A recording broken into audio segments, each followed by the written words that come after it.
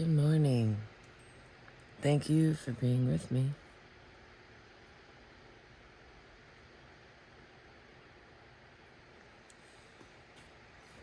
We're going to continue here. Apparently my watch is going to go off a bunch of times.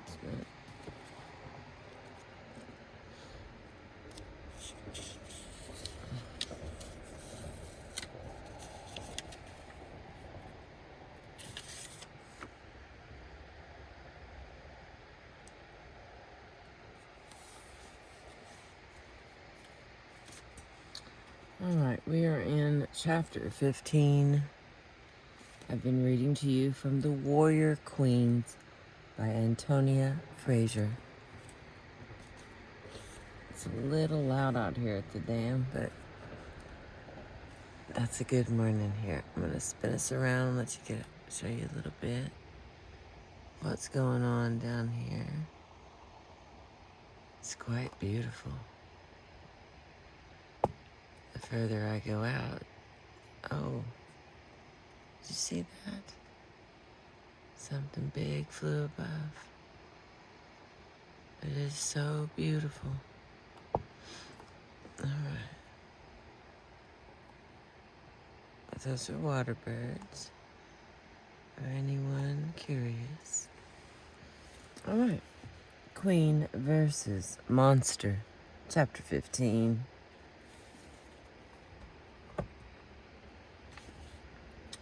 Let us fight the monster. Let us beat the monster down. Queen Louise of Prussia on Napoleon. A woman with a pretty face, but little intelligence and quite incapable of foreseeing the consequences of what she does. Napoleon on Queen Louise of Prussia. Oh, so that's their two opinions on each other. That's what we begin the chapter with. Butterflies are not associated with battlefields, although they may actually be found there, fluttering incongruously amid the trampled corn and wild flowers of a long, hot, blood-stained summer's day. Napoleon Bonaparte thought that women did not belong there either. He had a profound dislike of anything approaching the Amazon in womankind, and theoretically even intriguing women met with his censure. As he assured his first wife, Josephine, he liked women to be bonis, dulcis et conciliantes, and on another occasion, bonis, naivis et dulcis, adding that more tact than accuracy, that was because such good, sweet, naive, soothing women resembled her. Oh, that one's good. The object of Napoleon's disapproval was Queen Louise of Prussia. Ironically enough, she was by nature quite as gentle and submissive as the most exigent male could require, as well as being as lovely a princess as ever won the heart of a king. It was cruel destiny, a destiny incarnated by Napoleon himself, which transformed this harmless and iridescent creature into a warrior queen.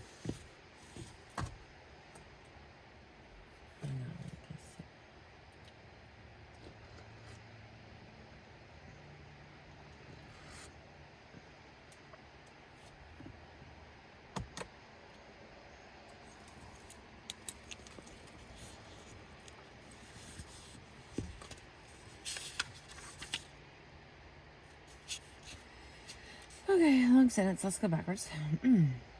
It was cruel destiny, destiny incarnated by Napoleon himself, which transformed this harmless and iridescent creature into a warrior queen, dressed as an Amazon, as Napoleon termed her in 1806, in the uniform of a regiment of dragoons, writing 20 incendiary letters every day, an armada in her madness, destroying her own palace with fire. The reference was to Gluck's opera Armide, popular with both French and Prussian audiences. It was in fact performed in Berlin for Louisa's own wedding day. The eponymous heroine was the Princess of Damascus at the time of the First Crusade, founded on Tasso's wily witch in Jerusalem, delivered, who, foiled of her lover, ended by calling on demons, destroy the palace. Queen Louisa's tragedy, in one sense, lay in the fact that she found herself matched against a man whom the Queen and her circle were inclined to sum up in one simple expression of horror as the monster. This was, of course, too simple a judgment. The real threat was not so much in Napoleon's perceived monstrosity of nature as in the brilliance of his military talent. Even one of Louisa's staunchest confidants ruefully admitted that war was Napoleon's trade. He understands it, and we do not. But there was another deeper layer to Louisa's tragedy, which made of her a genuine martyr to her people's own zeal at the time, as well as the patriotic heroine and martyr to the generations which followed.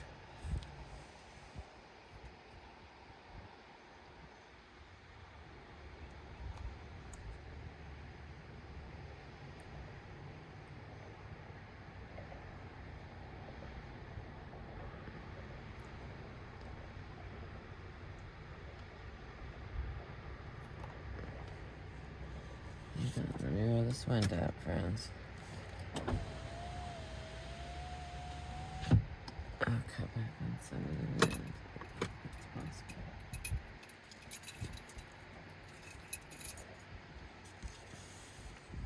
Thank you for being with me.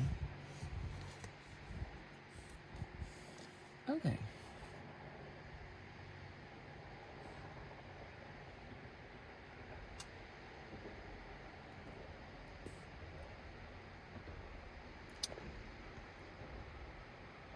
But there was another, But there was another deeper layer to Louisa's tragedy, which made of her a genuine martyr to her people's own zeal at the time, as well as a patriotic heroine and martyr to the generations which followed. If Napoleon was indeed a monster, then it was optimistic at best to match the frail Queen Louise against him. Why did the fact that she emerged crushed from the encounter, failing to save Prussia from his depredations, generate surprise as well as despair? This was a development which must always have been expected along a level of common sense. The answer lies in the false but exciting expectations sometimes aroused in the human breast by the sight of one type of warrior queen. Sainted.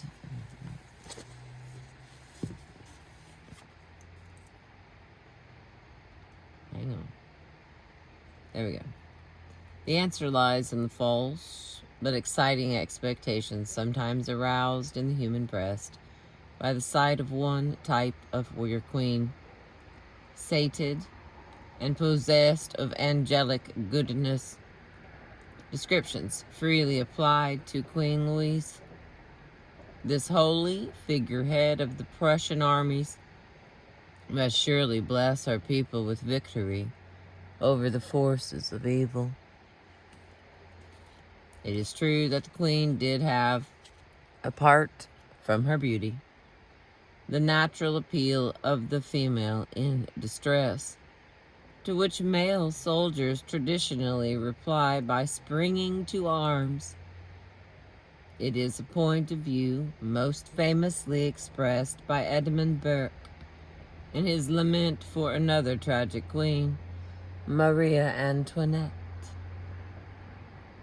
I thought 10,000 swords must have leaped from their scabbards to avenge even a look that threatened her with insult. In similar, if less exotic terms, Robert Wilson, a young British envoy at the Prussian court, wrote movingly of the spectacle of Louisa's melancholy following the defeat at Jena in 1806.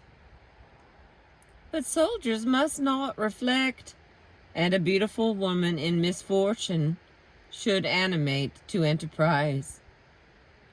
Besides, Louisa's grief was a potent symbol of her nation's woes, for which reason a queen in distress is universally acknowledged to be a more tragical sight than the most disastrous and general calamities of the commonalty.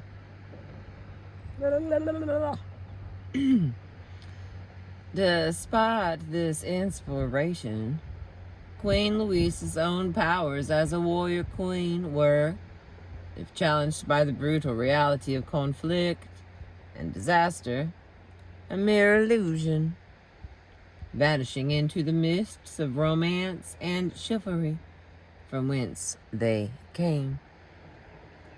Her story illustrates how the fancy dress aspect of a warrior queen, so brilliantly developed by Elizabeth I at Tilbury, to mask the possible weaknesses of her position as a female ruler in time of war, might come to be mistaken for the real thing.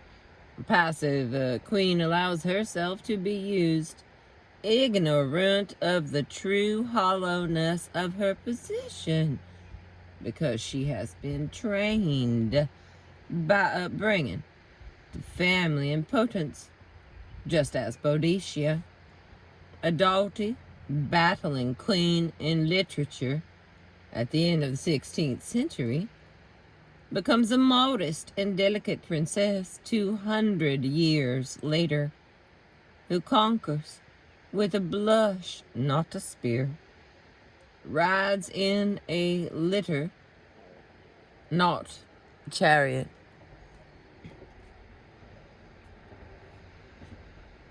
Under different circumstances and with a different character involved, the distress of a queen could indeed be used to good effect. Robert Wilson, suggesting that Louisa's misfortune should spur her supporters to military action on her behalf, recalled the example of Maria Theresa 60 years before.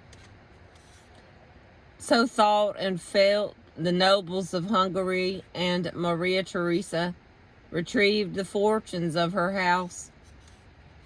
The reigns of two great empresses, Maria Theresa of Austria and Catherine the Great of Russia, spanned together over 70 years, 1740 to 1780, and 1762 to 1796, respectively.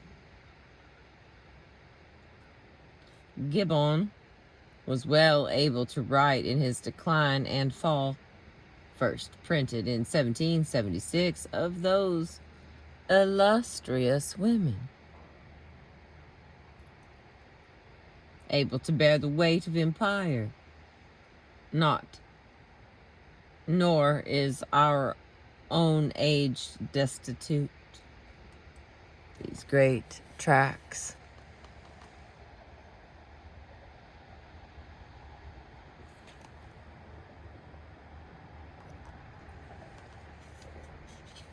These great tracts of time were matched by the vast tracts of land over which each woman presided.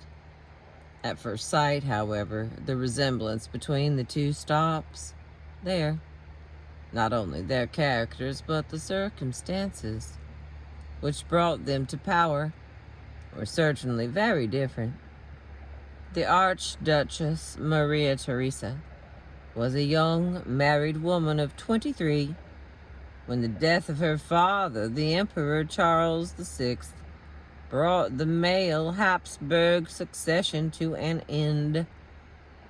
But by that Treaty of 1713, known as the Pragmatic Sanction, the right of his eldest daughter to succeed had been theoretically accepted. Sophie Auguste of Anhalt-Zerbst, born in 1729,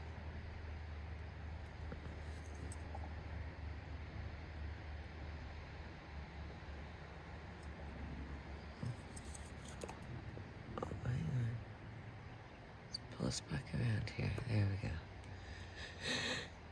So pretty. There we go.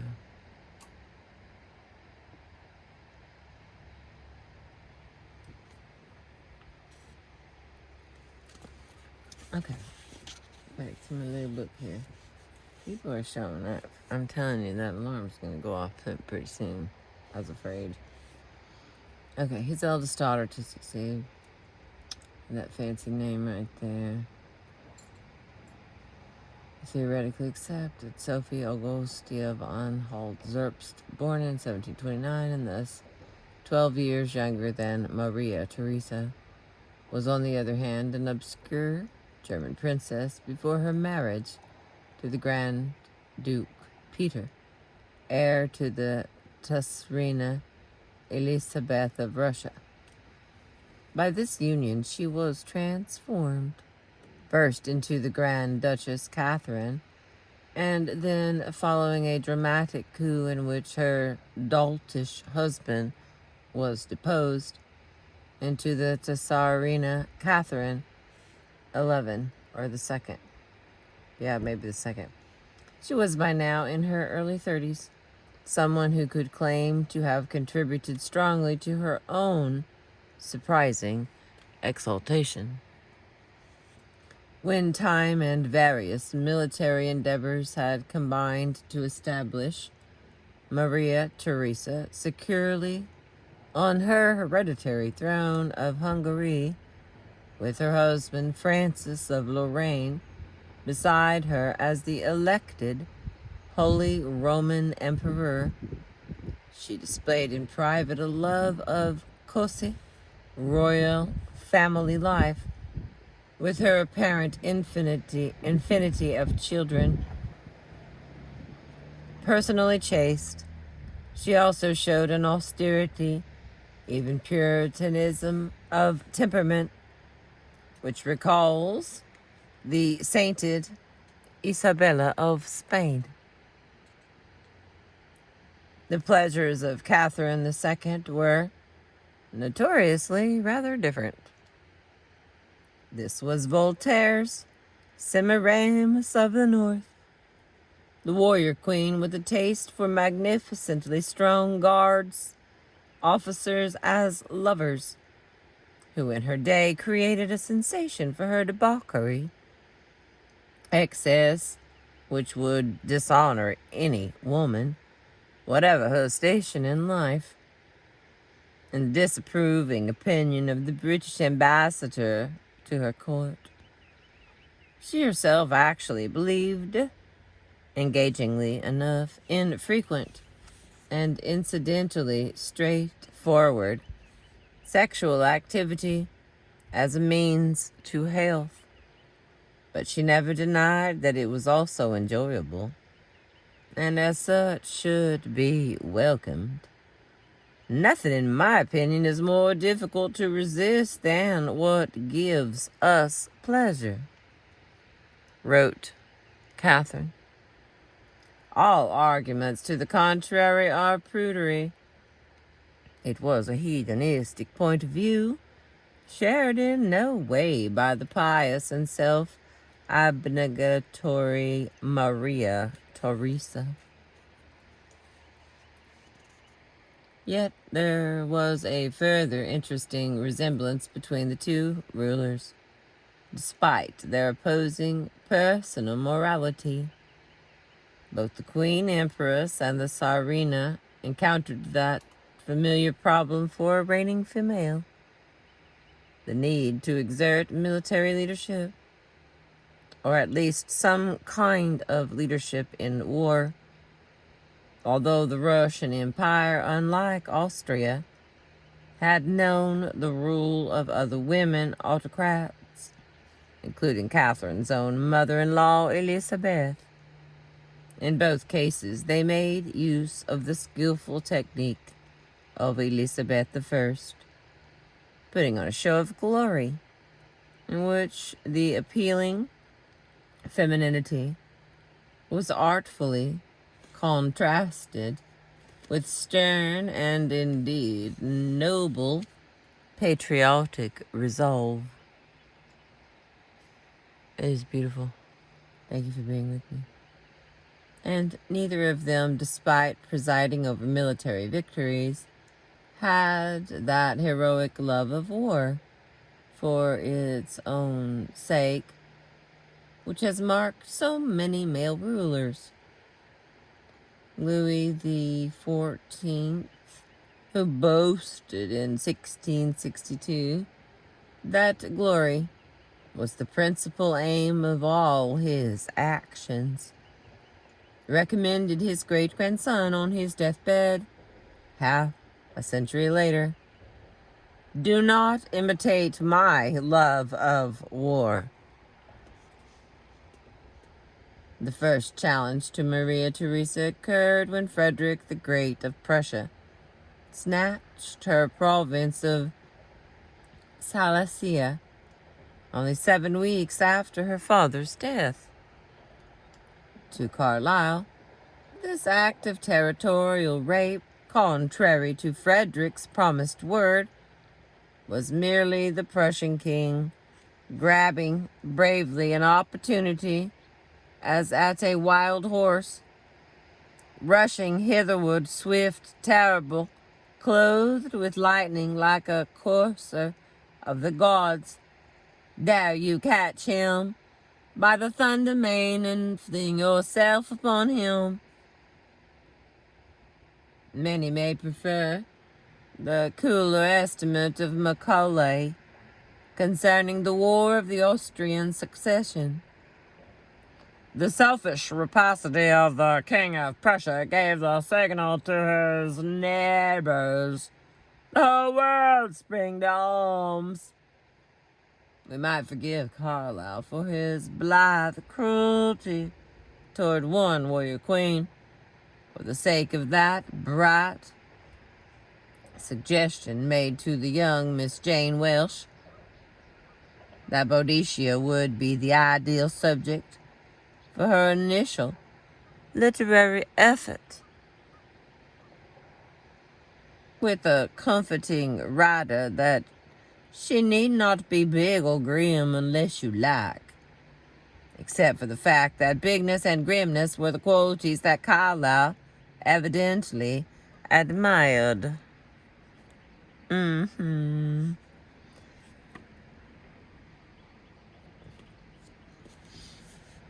The young Maria Theresa was hailed as Queen of Hungary by her loyal subjects in that country, or rather by an oxymoron of a title, Domina et Rex Noster, our mistress and our king. Another variant of that familiar theme of gender transference. In her beleaguered state, the Domina Rex was at least armed with an important weapon in the shape of an infant male heir, and she was quick to play upon the appealing possibilities of the image of the warrior queen as young mother, sending a picture of herself and the child to General Kievan-Muller in 1742, just after he had taken Munich on her behalf. Maria Theresa wrote this accompanying letter.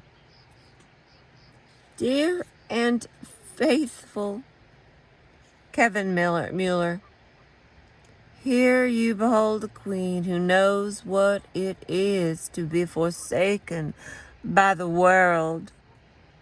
And here also is the heir to her throne. What do you think will become of this child? The next day, the troops at Linz were shown both the picture and the letter, amid outbursts of wild enthusiasm. At her coronation at Pressburg, which is Bratislava,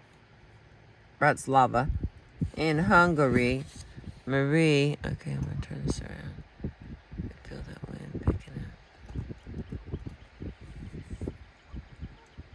up. I knew the wind was coming.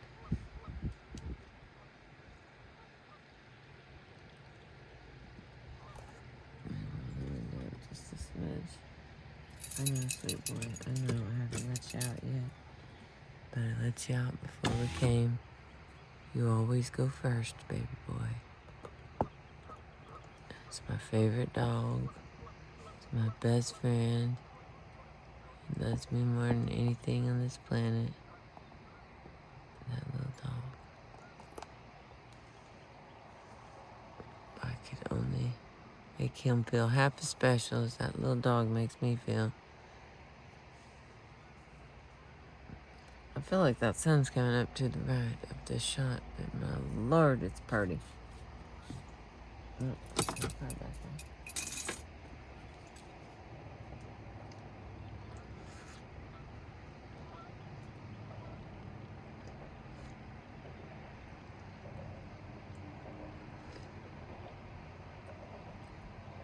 Oh, so beautiful.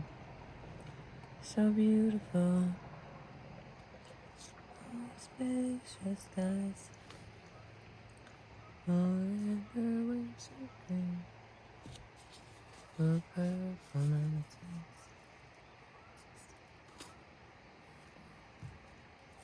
I don't know if yeah, I do. You know all the words. All right, we continue.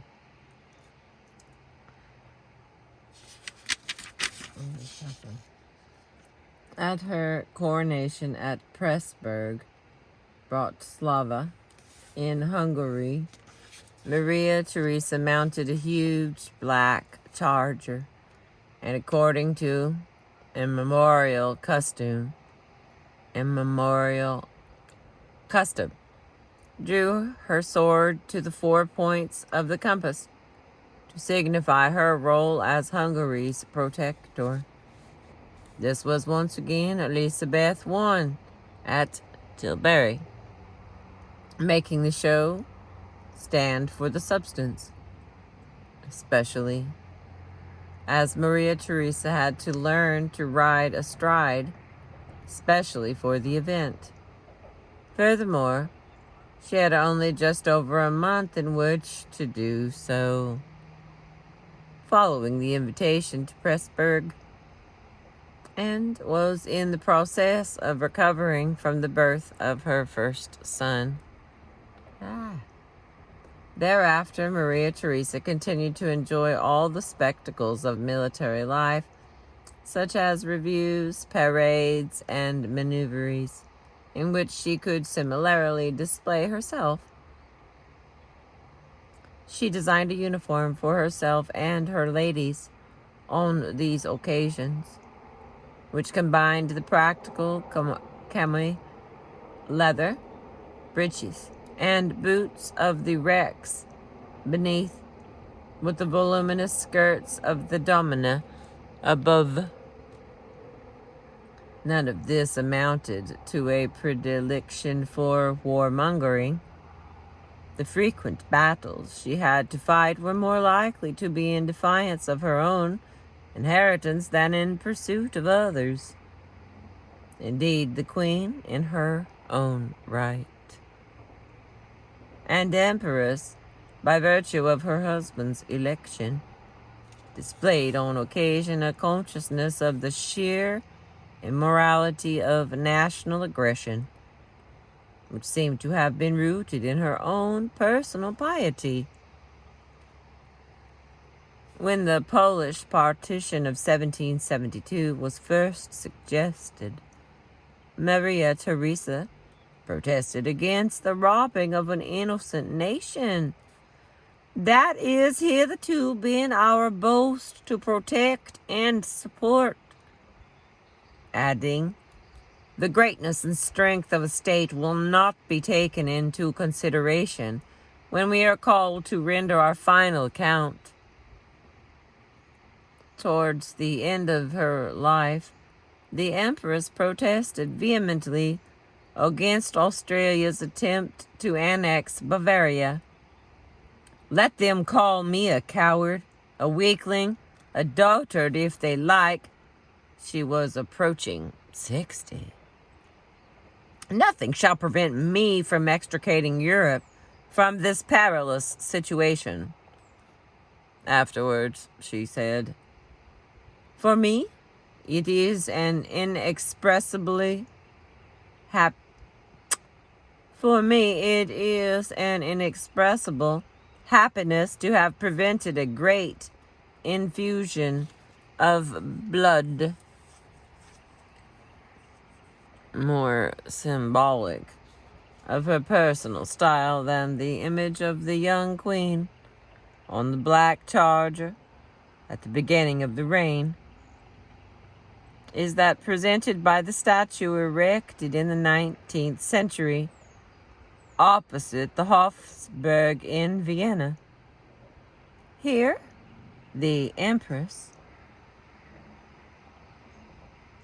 the general and first mother of the said dominions, as she described herself, is seen presiding like an enormous, benevolent muffin in her long dress and ceremonial robes. There is no glimpse of those practical cami leather breeches and boots.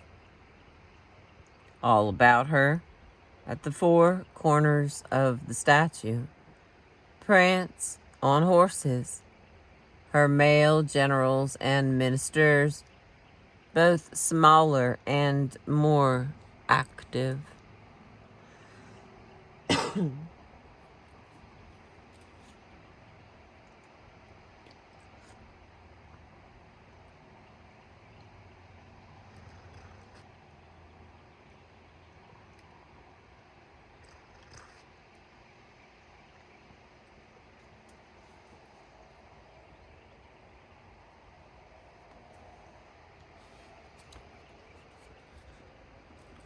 Unlike Maria Theresa, Catherine the Great did have, it is true, a penchant towards glory.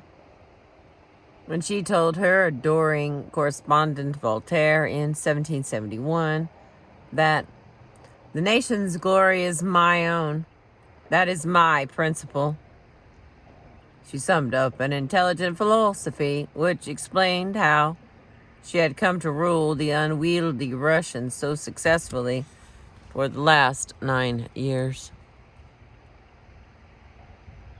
The little German princess had loved rough games as a child.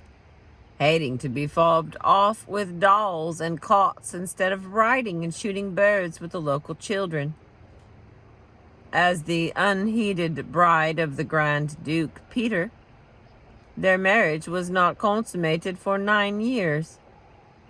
She took her chief pleasures in riding, even in bed, by her own account, where she galloped away her frustrations as a postilion on my pillow.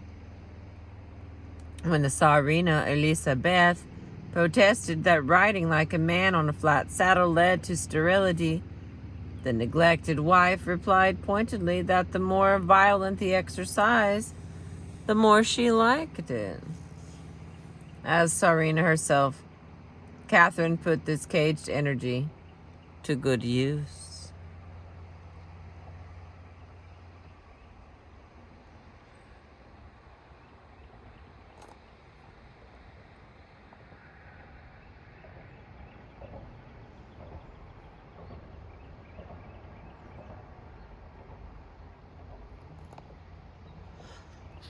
Oh, it's so pretty, it's so pretty, it's so pretty. Okay. The coup against Catherine's husband, who had succeeded as the Tsar Peter III at the beginning of 1762, took place 6 months later. It was 10 o'clock of the light northern night on 29th June, according to the Russian style of dating. There was thus scarcely any darkness to shroud the startling spectacle of the Grand Duchess Catherine, dressed in uniform, at the head of the rebel regiments, whose members included prominently her current lover, Grigory Orlov, and his brother. When these rebels, disgusted by the Tsar's pro-German policies, had come for Catherine, she had borrowed the green and red uniform of a young officer, Captain Talitzin, in the Semovin Sky Regiment, who was slight enough for his clothes to fit her. Her lady-in-waiting, Princess Dashkova, took the uniform of another young officer, Lieutenant Pushkin. According to the princess's memoirs, it was she, Dashkova, who suggested that her mistress should now substitute the Order of St. Andrew for that of St. Catherine, worn over her uniform. The Order of St. Andrew was theoretically worn only by the reigning sovereign, and the substitution was thus a dramatic gesture, indicating the assumption of command. For a man's work, you needed a man's outfit, was Catherine's official explanation for her masculine attire. Although, since she had been accustomed to steal out of her palace in man's costume to meet her lover, Stanislaus Poniatowski, it could clearly be used for a woman's work as well. The former tomboy easily mounted the mettlesome gray stallion brought for her use and mastered it. With her drawn sword and her long flowing hair beneath her black, three-cornered hat, lined with sable and decorated with oak leaves, the symbols of victory, Catherine now presented a very passable goddess of war at the head of her troops. The loyalty inspired by the sight was epitomized when a young NCO rushed forward to present her with the pennant for her naked sword. His name was Grigory Potomkin. During her long reign, her triumphant progress toward military victories galore. She listed 78 of them. Catherine never failed to present herself whenever possible in the same heroic light. When the French diplomat, the Commandant de Ségur, first saw her in 1785, he found her richly attired, her hand resting on a column. Her majestic air, the pride in her expression, and her slightly theatrical pose. She took him aback that he forgot his speech of welcome. So successful was this projection that the portrait painter Madame Vigée-Lebrun, meeting her during a tour of Russia, was amazed to discover that the Tsarina was actually very short. I had fancied her prodigiously tall, as high as her grandeur. Ségur described her in the course of that triumphal procession to Kiev of 1787, arranged by Potemkin, following the defeat of Turkey and Russia's annexation of the Crimea, which brought her both the fruitful steppes of the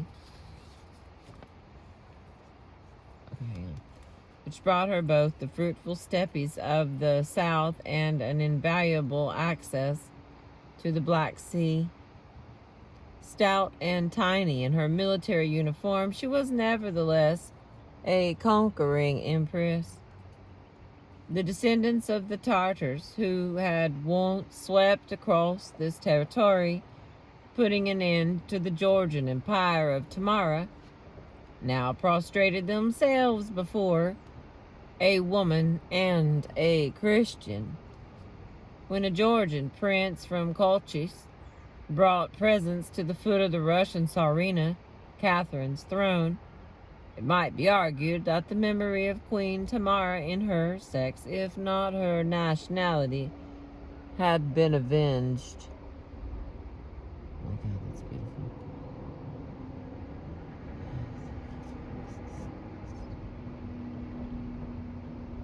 I am thankful to have seen the sunrise today. It's absolutely beautiful and warm. It's like a giant orange. Only a lot better. Alright, let's see if I can get this finished for us today. Stay with me. I appreciate you.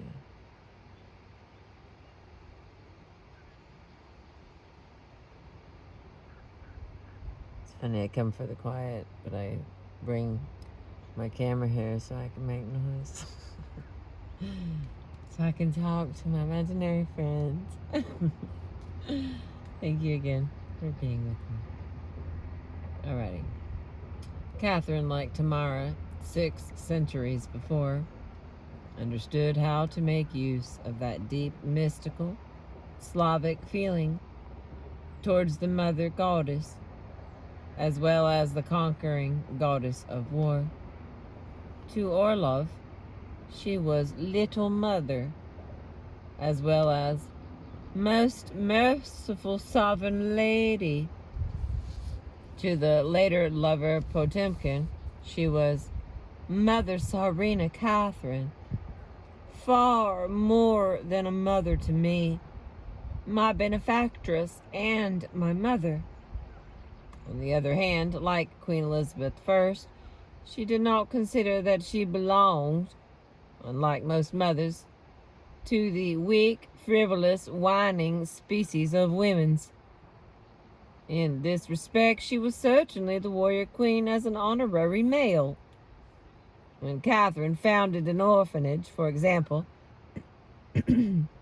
she ordered that the girls should learn to cook and to make bread, following the much-praised women of the Bible, and those hard-working ones celebrated by Homer. by which she definitely did not mean the Bible's sword-wielding Judith, or Homer's flashing-eyed Anthene, felling the war god Ares with a stone at her session. In fact, Catherine suffered from the same prudent dislike of war as Elizabeth I, and for the same reason. The debts incurred by Russia during the 7 Years' War, which ended a year later in 1763, even in 1770, after a successful campaign against the Turks, Catherine believed peace to be a fine thing, though she now admitted that war also had its fine moments.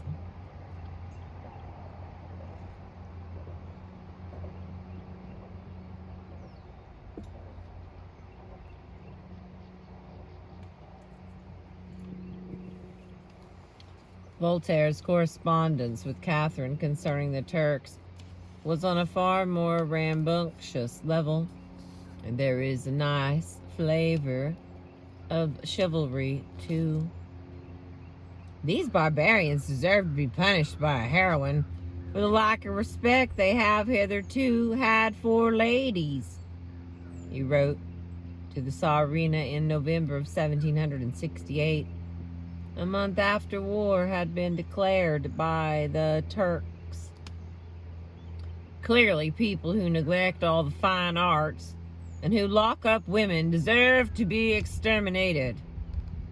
A year later, he was admonishing his Semiramis and his Northern Star in still more ardent terms. Come now, heir to the Caesars, head of the Holy Roman Empire, defender of the Latin Church, come now, this is your chance. When there was news of a victory, he described himself as jumping out of bed in ecstasy. Your Imperial Majesty has brought me back to life by killing the Turks.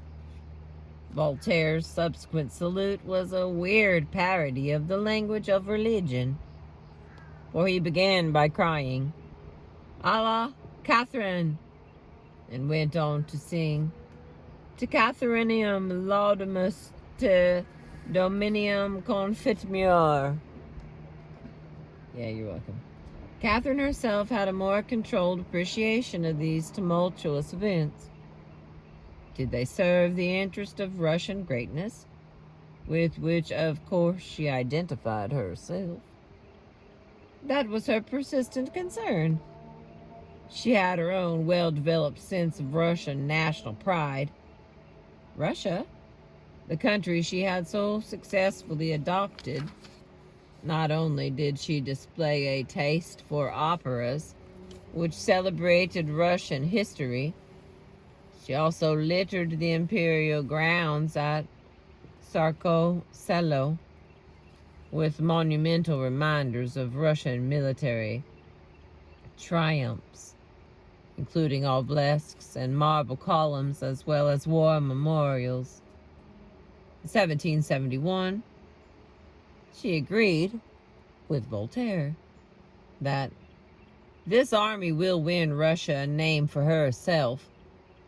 But when she declared that, great events have never displeased me, and great conquests have never tempted me, the second half of her statement was not quite as disingenuous as the list of her achievements and territorial acquisitions might indicate.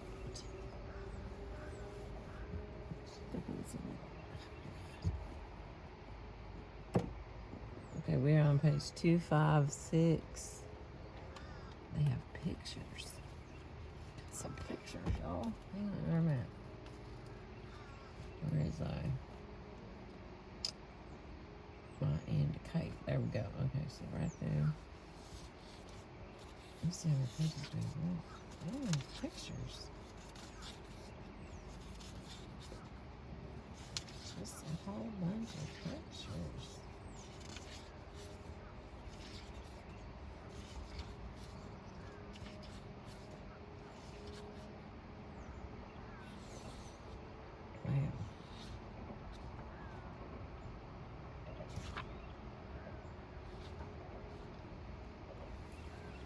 All right, we continue trying to squeeze it all in. Her own nominee on the throne of Poland and some of its territory annexed by Russia, further acquisitions on the Alaskan coast, to say nothing of the defeat of Turkey and Russia's surge into the Crimea, her revenues mightily increased. All this was brought about by only 6 years of war in her 25-year reign. Nor in all this was Catherine a mere glittering figurehead of a warrior queen.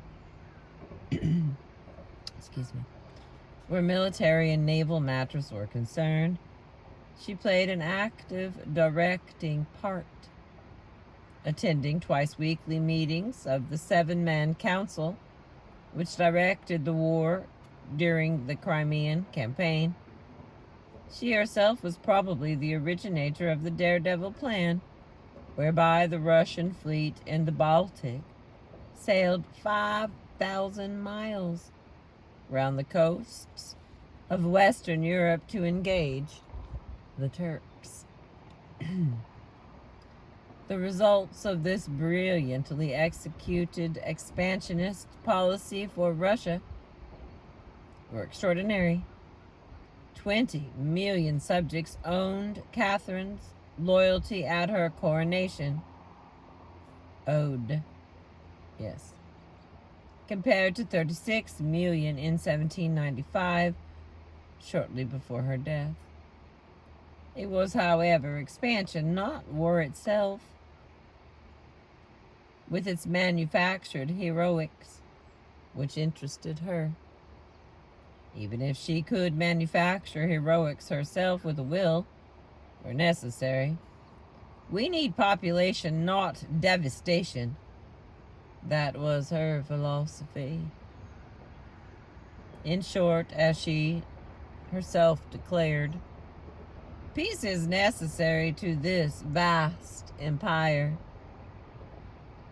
A perceptive comment on the vast Russian Empire at any stage of its history. Where warrior queens are concerned, we return from the users, Maria Theresa and Catherine, to the used, Louisa of Prussia. Although described by Napoleon as an Armida,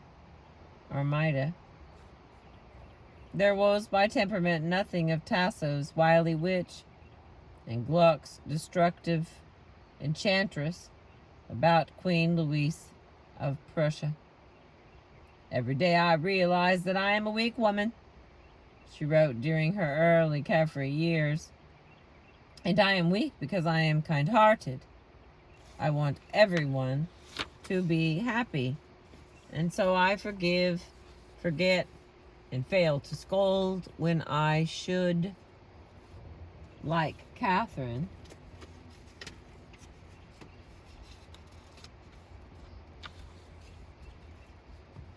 a minor German princess, Louisa of Mecklenburg-Strelitz possessed, apart from this sweet feminine pliancy, the gift of beauty. On Louisa's exquisite looks there is a remarkable agreement of testimony.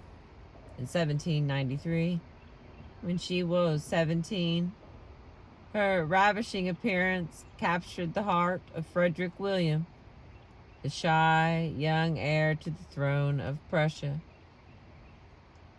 It is she, and if not she, no other creature in the world, he is reputed to have exclaimed at the mere sight of her, much as Isabella of Castile is supposed to have greeted Ferdinand.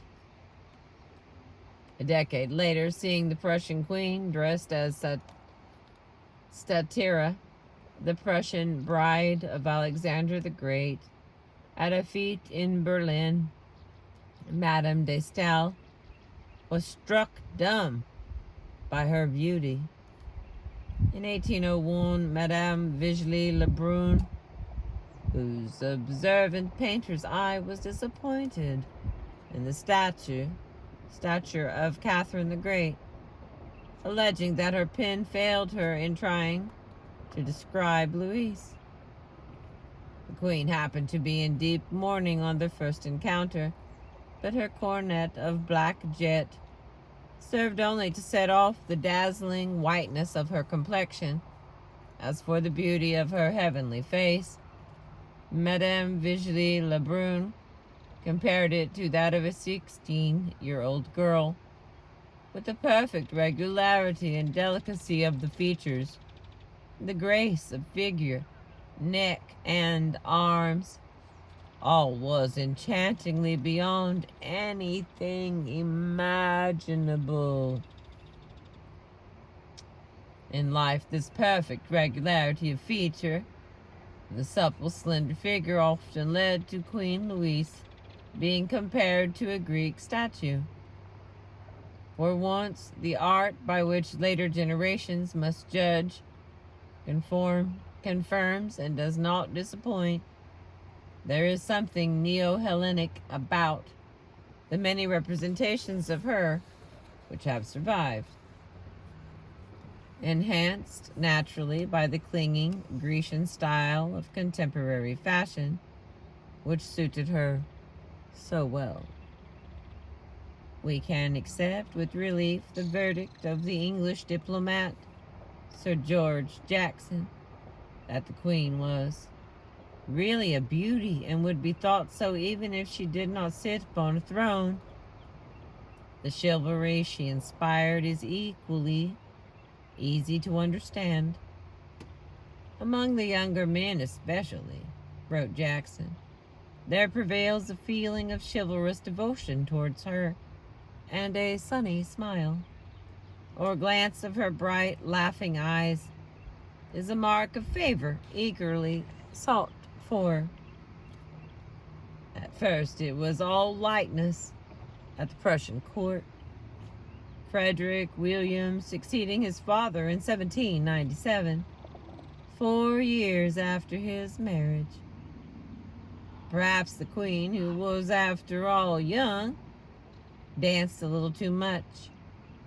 She danced at a court ball in 1803, within hours of giving birth. And she was also light-heartedly unpunctual.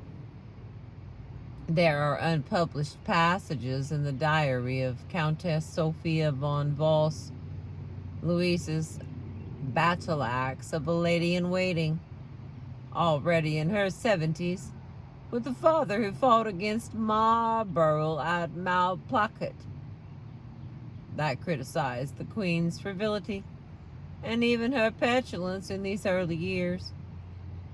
But Countess Voss's final verdict was to be very different. All the loveliest virtues of woman and the most pleasing to God. On the other hand, Louise's surely admirable attempts at enlarging her perfunctory education with the study of German literature, to which more intellectual ladies-in-waiting introduced her, were greeted with boorish mockery by Frederick William. He described one of these intellectuals, Caroline von Berg, as vain, trivial, and forever gushing poetry. Nor was the reputation of Goethe sacred to the Prussian king. What's his name? It's a great man from Weimar, Frederick William would inquire, aping the local dialect. Another of these ladies, Maria von Kleist, aunt by marriage to the poet and playwright Henrik von Kleist, persuaded the Queen to patronize her nephew. He received an honorarium under oath of secrecy. Schiller became a special favorite to the Queen, wanted him as poet laureate. She also read Shakespeare in translation.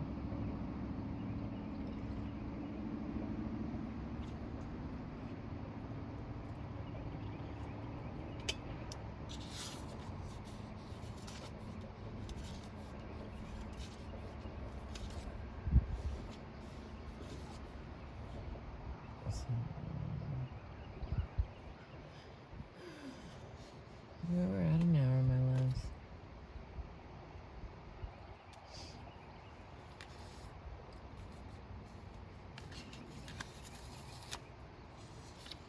Okay, I'm gonna stop right here at an hour, and if I can do it, I'll get us back and finish the second half of this. This was a pretty long chapter. There's some pictures here. Let me see if I can show you the pictures without showing you my morning glory. Okay, we ready, friends? We're gonna move. Does that mean catching the fish down there? So we're gonna take this over here so we can look in the book. And there is our pictures.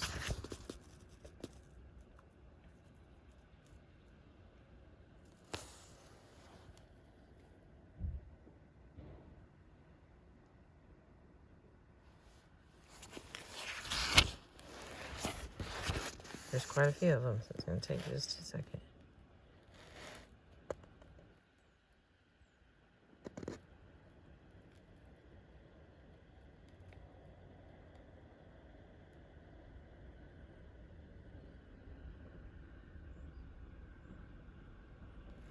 Fancy.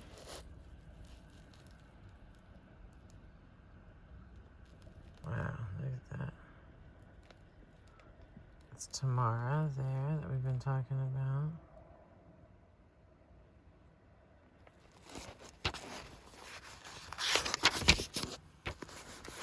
Over here, Queen Isabella of Spain.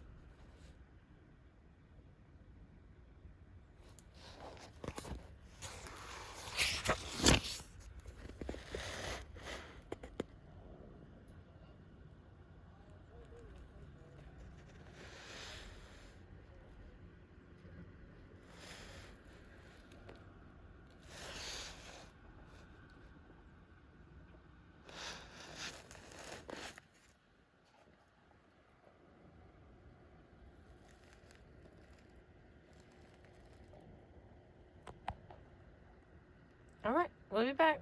Thanks for being with me.